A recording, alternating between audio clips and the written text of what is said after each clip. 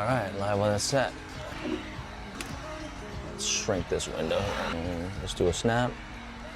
Lift it up, lock it down. Does this thing move a little bit? All right. There was a note in the computer about this car about, whoops, keep forgetting that we have these things, about not using too much water. That's what we're gonna do here.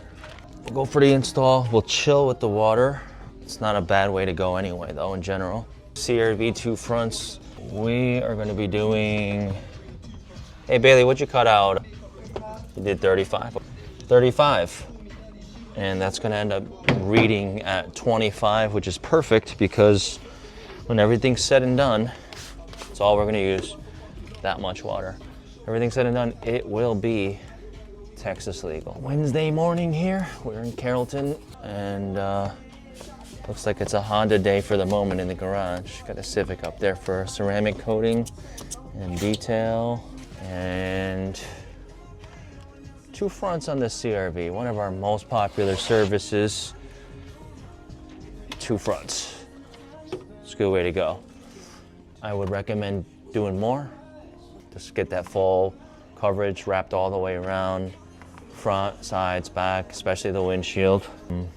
And we can do that legally. Not sure if you knew that. But... oh, they do? Let's take a look here. Let's see. He says that it's done, and it is. I can feel the edge. Also, they're recording. Dash cam is on. Hello. Thank you for being a customer. And we're gonna proceed. Now I'm gonna clean the top edge. That was jammed up into the gasket. This is where a lot of your dirt comes from when you're tinting windows. They're gonna come from up there. So we're gonna do a good job cleaning right here.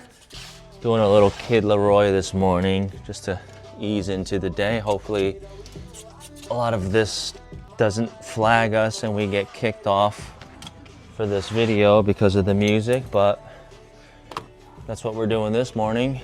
And I'm almost ready for the install. This is prepped with minimal water as recommended by Matico and Bailey.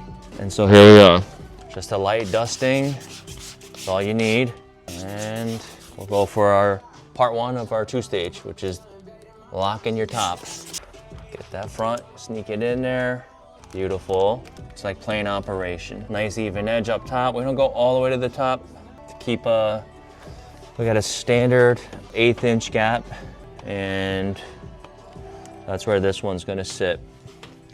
We do shaved edges, but we do charge for that. It's extra time, extra labor. It can be had based on your willingness to pay for that. That's no problem. Sometimes letting the tint just sit for a second helps the water kind of find its way. Water will always find its way. I'm just trying to get this top edge nice and tight, and we're gonna roll up. There we go.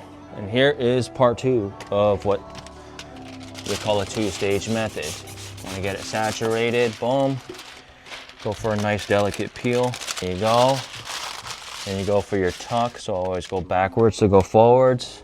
Get that tucked in there nice and unintrusively, expeditiously. Go, get in there. Wipe as you go. That's a good tip. Some tinters don't wipe enough. Some tinters do a great job covering the door panel up. On some door panels, we do that. On others, we're mindful and careful of how much water we are actually using. And if we're using water to the point where that's something we got to worry about, we'll probably end up covering it. When you've been doing this for a while, you know which ones that you're going to have to cover. On this car, you don't have to worry about it. It's not because necessarily the price of the vehicle, it's just the way that the stitching is, the way the leather is.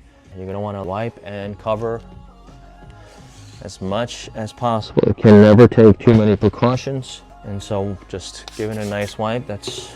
We also use some of this 3M clear tape, and that helps too.